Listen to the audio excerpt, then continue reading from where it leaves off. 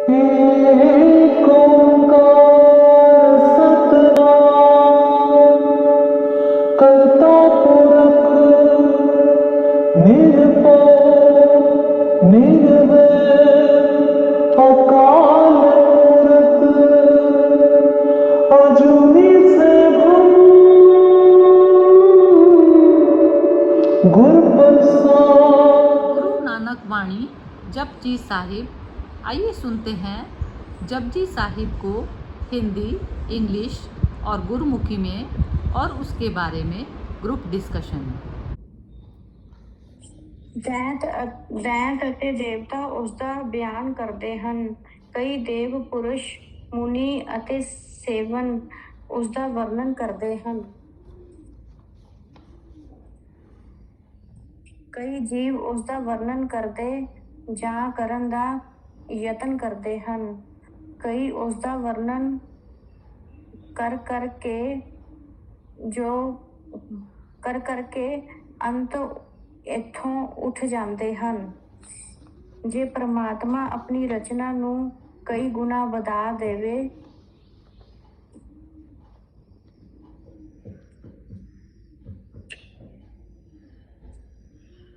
ਫਿਰ ਵੀ ਉਸ ਰਚਨਹਾਰ ਬਾਰੇ ਸੰਪੂਰਨ ਬਿਆਨ ਨਹੀਂ ਕੀਤਾ ਜਾ ਸਕਦਾ। ਜਿੰਨਾ ਉਸ ਨੂੰ ਭਾਉਂਦਾ ਹੈ ਓਨਾ ਹੀ ਉਹ ਵੱਡਾ ਹੈ। हे ਨਾਨਕ, ਉਹ ਮਨੁੱਖ ਪ੍ਰਭੂ ਦੇ ਰੂਪ ਨੂੰ ਜਾਣ ਲੈਂਦੇ ਹਨ। ਜੇ ਕੋਈ ਬੜਬੋਲਾ ਇਸ ਤੋਂ ਜਾਣੂ ਹੋਣ ਦਾ ਮਾਣ ਕਰੇ। हो गया हाँ, ठीक है। 75 तक। हाँ बिमी जी, जरा पढ़िए आप, हिंदी इंग्लिश दोनों पढ़ दीजिए। राक्षस व देवता उसका वर्णन करते हैं। कई देव स्वभाव पुरुष, ऋषि मुनि तथा सेवक उसका वर्णन करते हैं। कई जीव उसका वर्णन करते हैं या करने का यत्न करते हैं। कई उसका वर्णन करते करते परलोक सिधार जाते हैं।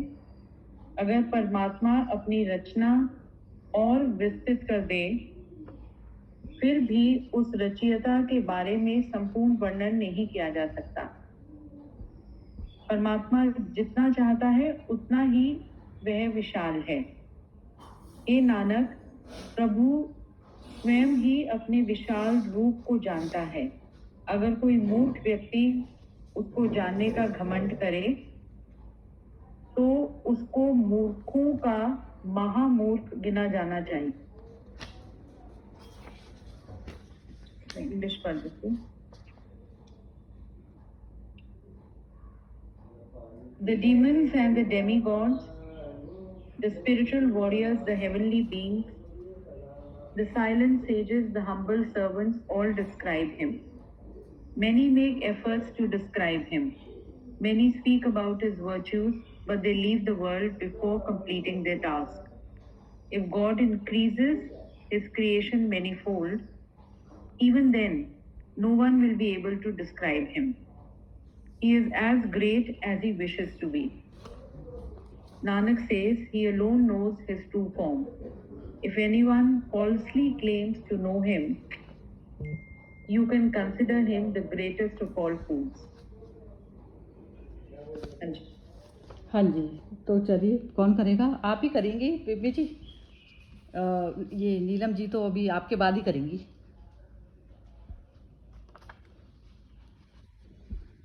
इसमें वही कि सभी लोग जैसे ईश्वर की वही महिमा का ही यहाँ पर फिर से कहा है। और दोनों का जब उनका राक्षस व देवता उसका वर्णन करते हैं। मतलब जैसे वो ना सबके अपने अपने राम वाला, तो सब अपने वे से उस शक्ति को, उस सुप्रीम पावर को पूछते हैं, समझते हैं। और जैसे जब जो सज्जन व्यक्ति होगा, यदि वो कहे कि मेरे में परमात्मी गुण आए तो हम दूसरे गुणों को देखेंगे। और जो जिस तरह से वो जो डीमन होते हैं, राक्षस हैं, उनको बस वो शक्ति पार, वो असुर वाले जो हैं, वो उस तरह से ईश्वर को। तो सब अपने वे से, सबके वही अपने अपने ईश्वर, पर दोनों ही उसका वर्णन करते हैं। कई देव स्वभाव पुरुष, ऋषि मुनि तथा सेवक उसका वर्णन करते हैं। I think this is stands clear. कई जीव उसका वर्णन करते हैं, ये करने का यत्न करते हैं। तो सब अपने अपने वे से करते हैं, पर वो कह रहे हैं कि वो मतलब उसका और कई लोग वर्णन करते करते मतलब वो उसकी खोज करते करते उसमें है वो परलोक भी सिधा जाते हैं। तो वो कहने का कि आप यदि ईश्वर को उसकी जो क्या है उसकी व्याख्या, उसको एक डिफाइन करना है ईश्वर को या सुप्रीम पावर को, वो हमारे कैपेबिलिटी के या हमारे उसके बियॉन्ड है, और उसका मतलब वर्णन नहीं किया जा सकता। और जब वो कहते हैं कि वो विशाल रूप उतना ही दिखाता है, परमात्मा जितना चाहता है उतना ही वह विशाल है।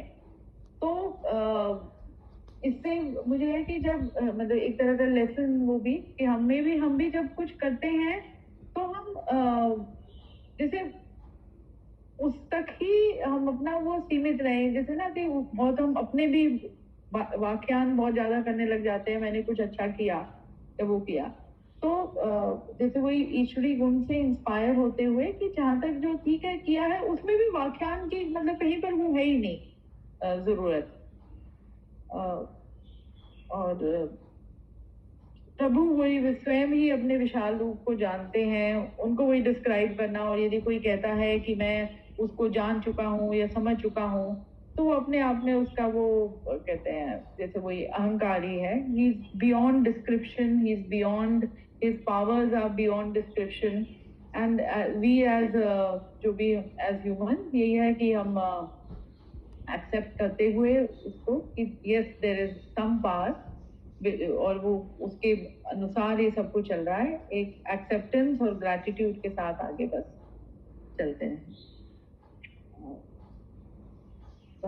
हो गया ये लाइन में मुझे थोड़ा सा वो है कि हाँ वैसे हो गया ये भी। हाँ, परमात्मा जितना चाहता है उतना ही वे विशाल है। I think I have not been able to define it properly.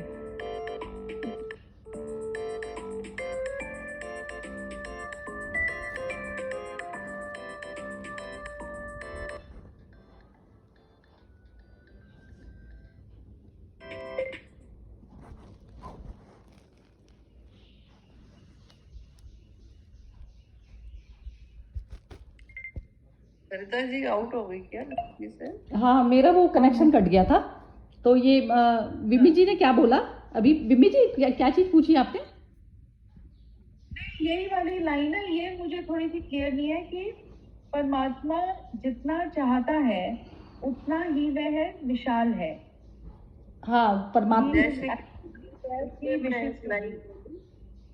तो ये मैं अपने ऊपर अप्लाई करके देखती हूँ तो तब मुझे समझ आ रहा है, पर जब ये वैसे परमात्मा को लेके कह रहे हैं तो वो क्या कहना चाह रहे हैं वो नहीं मुझे समझ आ रहा।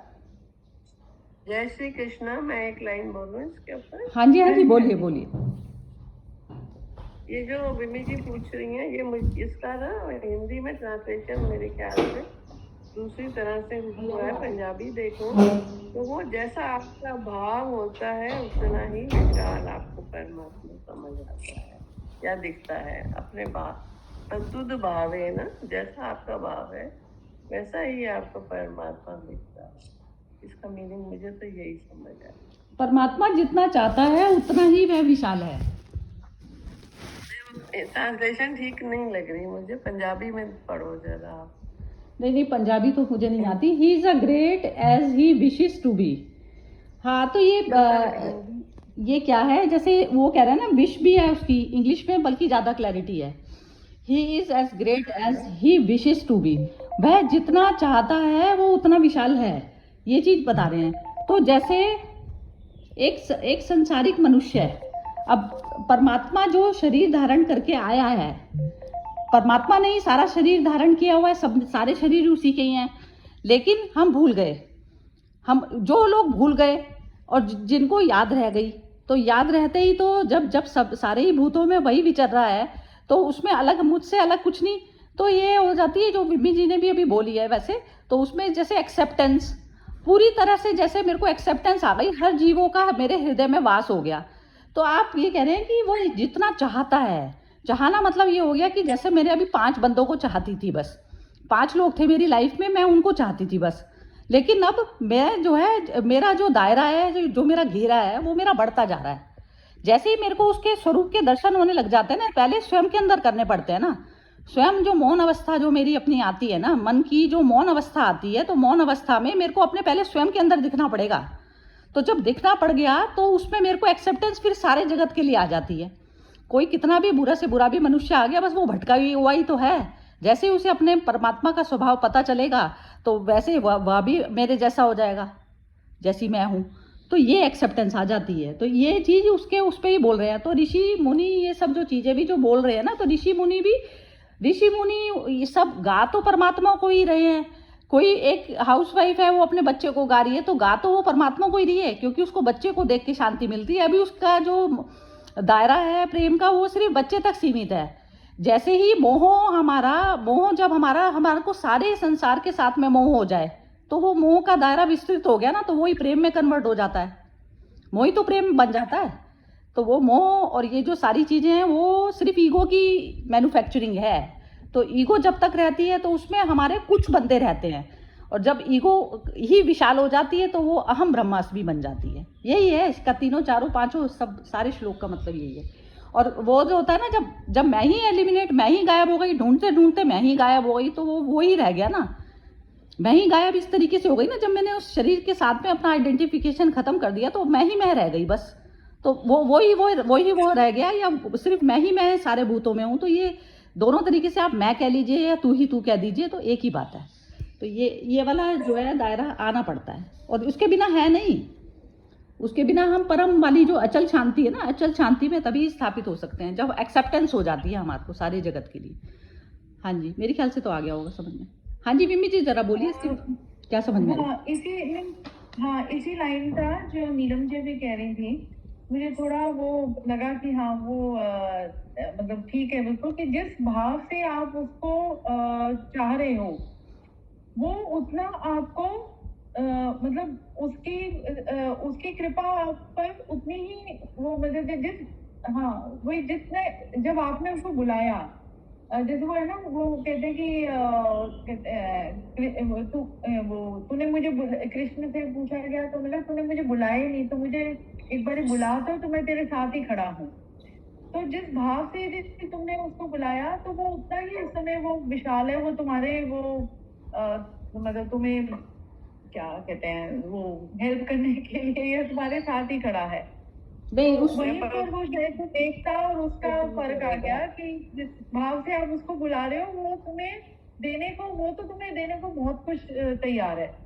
तुम उसको बुलाओ, तो उससे मांगो तो नहीं। जैसे हम लोग ना ऐसा समझते हैं,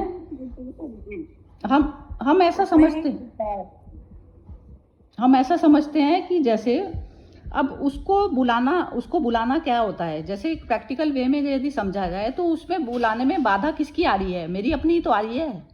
मैं ही तो बीच में रास्ते में खड़ी हूँ, तो वो थॉट मेरा अपना है। अब मैं पत्थर की तरह से खड़ी हूँ, तो ईगो ही तो पत्थर है। तब जब उसने वो पत्थर की तरह से खुद खड़ी है, जैसे ही वो विचार शून्य अवस्था में जाएगी, तो वो अपने आप ही शांत हो जाएगी। हम किसको चुनते हैं? हम यदि जगत में चीज़ों को ही, हमने वस्तुओं को इंपॉर्टेंस दी हुई है, तो हम खुद ही रास्ते में रुकावट है ना। जब इंपॉर्टेंस पहले आप खत्म करोगे, हाथ से अपने पकड़ी हुई चीज को छोड़ोगे, तो आप अपने आप ही आ जाते हो उसमें, नॉर्मल में। तो जैसे ये ना लोग ऐसा समझते हैं ना कि जैसे कृष्ण कोई बाहर बैठा कोई व्यक्ति है और उसको मैंने बुलाया नहीं, शांति ही तो है। जीरो मतलब मैंने ही तो मन को अपने इतना ज्यादा वो इंपॉर्टेंस दे के पकड़ी हुई है कि ये चीज मैंने पकड़ी हुई है बस। अब जैसे बाहरी तौर पे कोई डिस्कशन हो जाए, तो डिस्कशन में भी लोग इतना ज्यादा आग बबूला से हो जाते हैं। आग बबूला किस लिए हो जाते हैं? क्योंकि वो अपनी चीज को प्रूव करना चाहते हैं कि मैं सही हूं। तो आप पहले जीरो पे आएंगे, तो आप अपनी चीज को छोड़ पाएंगे, तब आपको सही गलत सारा पता चल जाएगा। तो उसमें इतना आवेग में और उसमें आने की कोई जरूरत ही नहीं होती कुछ भी। तो वो जैसे उसने पांडव ने उसको पकड़ लिया कि किसी भी शर्त पे जीत जाएं, और द्रौपदी चीर हुआ किस लिए हुआ? पहले पांडव यदि ये चाहें कि ये चीज को पकड़ना क्या जरूरी है, उतनी बुद्धि तक वहीं पे ही स्टॉप लगा देते। स्टॉप लगा देते कि जो है हार रहे हैं तो अब नहीं है, लेकिन उनके मन में वो था कि जो है ये तो जो है हरा के ही मानेंगे। अब सब कुछ होते हुए में बुद्धि भ्रष्ट हो गई ना, चीज़ को पकड़ के बैठ गए और उसमें सारा कुछ दाव पे एक के बाद लगाते चले, तो मूर्खता उससे बड़ी मूर्खता और क्या हो सकती है। ये चीज़ हमें ऐसा लगता है कि जैसे हमसे कुछ अलग घटनाएं घटती हैं, लेकिन ये हमारे साथ में ही तो रोज ही तो घटती हैं, हर मोमेंट ही घटती हैं ये चीज़ें। हम छोड़ते नहीं ना, हम पत्थर की तरह अड़े रहते हैं अपनी चीज़ पे। जैसे ही आपने सरेंडर में गए और आपने नॉर्मल हुए और आपको सारा पता चल जाता है अच्छा बुरा क्या चीज़ चल रही है बाहर, और फिर आप पार्टिसिपेट नहीं करते। कोई सुन रहा है ठीक है, नहीं सुन रहा तो बहुत ज़्यादा समझाने की कोशिश भी नहीं होती उस मनुष्य को। जो मूढ़मती सामने खड़ा है तो वो हम पहले उसके साथ में बहस करने में चलते चले जाएंगे, फिर उसके बाद में जब अपनी जब हमारी जो पावर है वो वीकनेस हमारे अंदर आने लगती है तब हम उसको छोड़ते हैं। तो तब क्या छोड़ना है, पहले ही आपको पता नहीं चल जाता। अब ये आत्मज्ञानी क्या मनुष्य होता है, वो सामने पहले ही जज कर लेता है, दूसरे इंसान को पता चल जाता है। वो एक सेंटेंस बोलते जैसे कहते हैं ना किसी गंदे मनुष्य के मुंह से तो गंदे के अलावा निकलेगा क्या उसके अंदर से, तो वो चीज़ वो पहले तल पे छोड़ देता है कि इसके मुंह क्या लगना। तो ये चीज़ ना साम दंड भेद हमें जिंदगी के प्रैक्टिकल उसमें सीखना है। ये जो ज्ञान है हमारे को ये हमसे अलग नहीं घट रही है, चीज़ रेगुलर में घट रही है। चलिए ये अब पूछते हैं किस नीलम जी आप बोलना चाहती हैं क्या, बोलिए। चलिए विनोद जी बोलते हैं। हाँ जी विनोद जी आप बोलिए फिर। आप तो बिल्कुल सटीक बोलने लग गए विनोद जी, अब बिल्कुल सचिन ने आपने बता दिया है कि जो इसका सार है कि वो अपने आप को सेंटर, वो जीरो को लेके आना है, और जो ब्रह्म के रास्ते चलता है, मतलब कि भगवान को जो भी व्याख्यान करने वाले लोग हैं वो सब अपने हिसाब से बताते हैं। बाकी जिस तरह से अगर आपका मतलब भगवान जो आपके अंदर ही है, ब्रह्म आपके अंदर है, जिस दिन आपने पहचान लिया तो उस दिन आपको और किसी के एक्सप्लेनेशन या सहारे की जरूरत नहीं पड़ती है। और यही अलग अलग तरीके से बताया गया है। प्रभु विशाल है और जो उनका गुणगान करते हैं वो गलत ही बताते हैं, और जो कहते हैं कि हमको पता है, मतलब वही अलग अलग तरीके से बताया जा रहा है। मेन तर्क यही है कि ब्रह्म आपके अंदर ही है, उसको पहचानना है आपको और सही दिशा से सही डिसीजन लेना। बाकी आपने तो एक्सप्लेन कर ही दिया। Thank you. हाँ जी मोना चलो बोलो।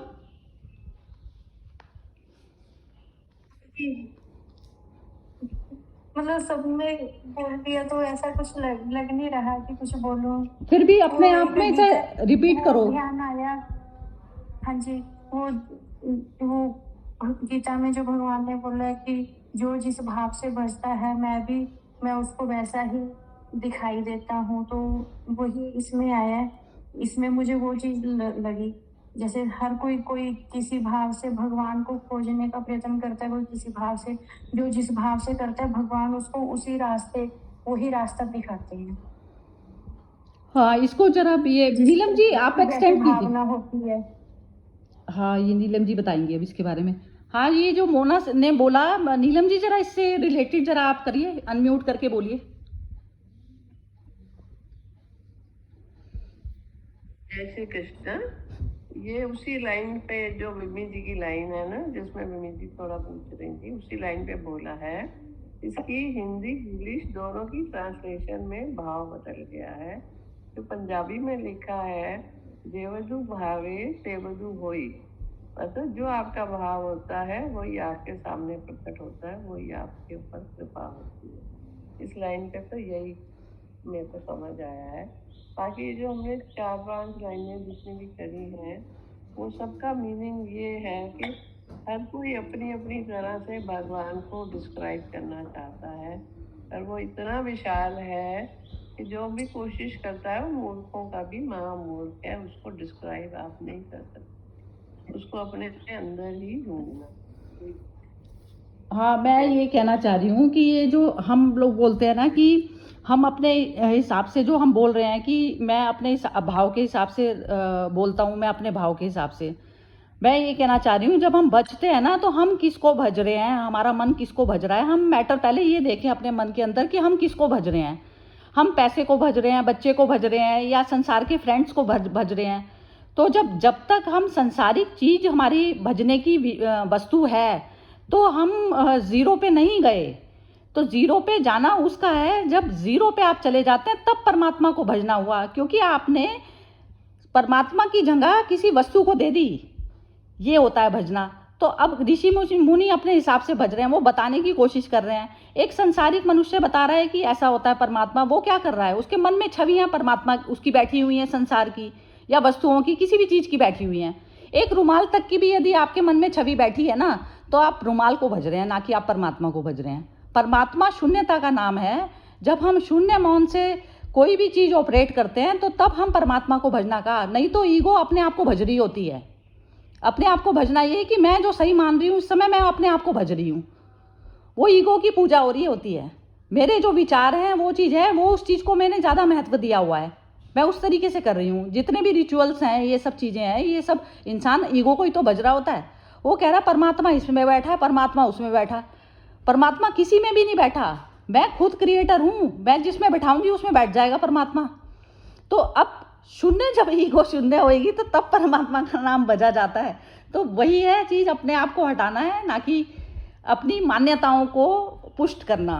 तो जो भी चीज़ है, तो वो जब शून्य मन से जो भी कोई भजता है तो वो चीज़ बता सकते नहीं हो। शून्यता क्या चीज़ है, अपने आप को बीच से रास्ते से सफाई करना। जो मेरे अपने विचार है, जो मेरी मान्यताएं हैं, जो मेरी वो हैं, तो भाव में भी नहीं बैठा है। वो भाव भी मेरे ही अपने क्रिएट करे हुए हैं। मैंने किसी में भाव आरोपित कर दिया कि ये मनुष्य तो मुझे जो है संसार से पार लगा देगा, तो भाव मैंने उसकी ईगो की शरीर ही उसकी पूजा कर दी। उसने मेरे को शून्य थोड़ी ना करा। जो शून्यता जो मेरे मन की थी, उसने उसमें अपना नाम बैठा दिया। अब मैंने उसको इतनी इंपॉर्टेंस दे दी, वो नहीं चलता है। तो भजना उस चीज़ को, परमात्मा के नाम को भजना नहीं कहते।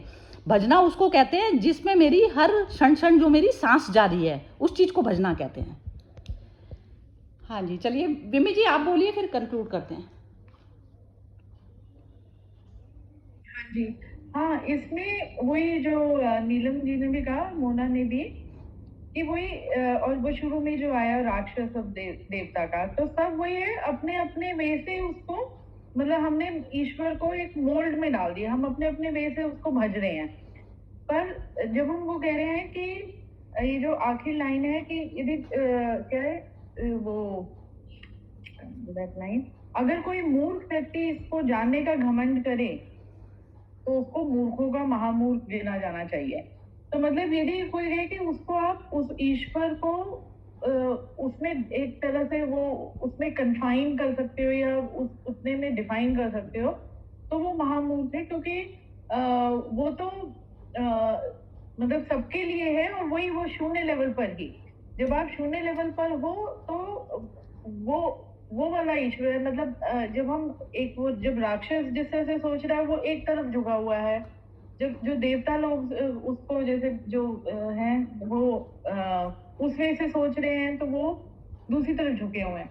पर ईश्वर तो वही आप ईश्वर को अचीव कर सकते हो या सकते हो खुद शून्य लेवल पर होके, सेंटर पर होके, शून्य पे होकर आप स्वयं ईश्वर हो जाते हो। शून्यता मतलब शून्यता बोल रही है, मतलब वो ईश्वर है। हाँ, शून्यता बोल रही है। इधर देख रहे हो या उधर देख रहे हो, वो उधर नहीं है, वो इधर ही है। मतलब वो एक उस वजह से भी देख लो, क्या वो इधर उधर नहीं है, वो तुम्हारे अंदर ही है। और जब जहाँ पर तुम शून्य हो गए, जब वो एकदम मौन हो गए तुम, तो वही तुम तब परमात्मा हो। हाँ, ये है ना। तो जान लिया ना, फिर शून्य होकर आप उसमें मर्ज हो गए, तो आपने जान लिया, एक हो गए ना। तो अब कौन सी रिवर बची कि जो बोलेगी, तो वो परमात्मा ही बोल रहा होता है। उस जबान से उस शरीर में परमात्मा का प्रवेश हो जाता है, जहाँ पर जीरो। और फिर पता क्या होता है, हम भी पूरे उसमें एक दिन में हम 100 बार परमात्मा बनते हैं, 100 बार हम संसारिक मनुष्य बनते हैं। क्योंकि जो शांति, जो स्वभाव हर मनुष्य का, हर जीव शांति चाहता है। तो वो कितनी भी देर आप अपने बच्चे का स्मरण करें, किसी का भी, तो बहुत देर आप रख नहीं सकते उस स्मरण को, आपको हटाना ही पड़ेगा दिमाग से, क्योंकि वो आपकी एनर्जी खा रहा है। तो शून्यता और मौन होती है अवस्था जो आती है, वो उस पर हम स्वयं बैठे हुए में परमात्मा अवस्था होती है। मतलब ये है कि क्लैरिटी बस उस चीज़ की है कि बार बार जो मेरे मन पर चीज़ आ रही है उसको मेरे को जीरो करूँ मैं, जल्दी से जल्दी उस चीज़ को, बैगेज को मैं अपने ऊपर ना रखूँ। चाहे वो मैं कर्म के थ्रू कर दूं, चाहे मैं विचार से ख़त्म कर दूं, चाहे मेरे को ज्ञान करके ख़त्म करना पड़े, उस चीज़ को बार बैगेज को ऑफलोड करते जाओ। बस यही मनुष्य धर्म है। हाँ जी विनोद जी जरा बोलिए आप भी लास्ट में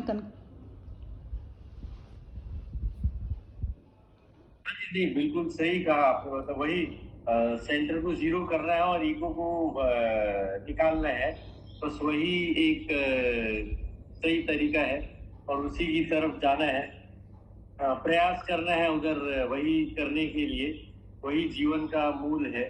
और जब वो पा जाएंगे तो जीवन सरल और सिंपल हो जाएगा और हैप्पीनेस आ जाएगी जीवन में, बस वही बिल्कुल सही। बढ़िया। हाँ जी नीलम जी मोना जी कुछ बोलना चाहते हो तो बोलो, नहीं तो फिर कंक्लूड करेंगे। जय श्री कृष्ण। हाँ जी नीलम जी बोलिए। बस मुझे कल मैं कथा सुनी थी टीवी पे, भागवत की कथा आ रही थी, तो उसमें बोल रहे थे संत के नंद के आनंद भयो जय कन्हैया लाल। तो उनकी लाइन याद आ गई, वो ये कह रहे थे कि हम कहते हैं उसका बेटा हुआ, उसका पुत्र हुआ, बड़ी मिठाई बांटते हैं, पर वहाँ पे जब जब कृष्ण जी का वहाँ पे आगमन हुआ तो नंद के आनंद भयो, वो सब जगह आनंद ही आनंद हो गया और नाम बेटे का वर्ड यूज नहीं करा गया, आनंद यूज करा। तो वो आनंद जब हमारे मन में आ जाएगा तो हम संपूर्ण हो पाएंगे। जय श्री कृष्ण। हाँ जी मोना बोलना चाह रही हो कुछ? हाँ जी, ये जो नासा ने भी वो रिसर्च करी थी, वो जो सूर्य देव की आवाज, ओम की आवाज आती है, उसकी साउंड नोट करी तो उसमें ओम ओम, मतलब सूर्य भगवान भी ओम का ही वो करते हैं। बस यही बोल हो गया।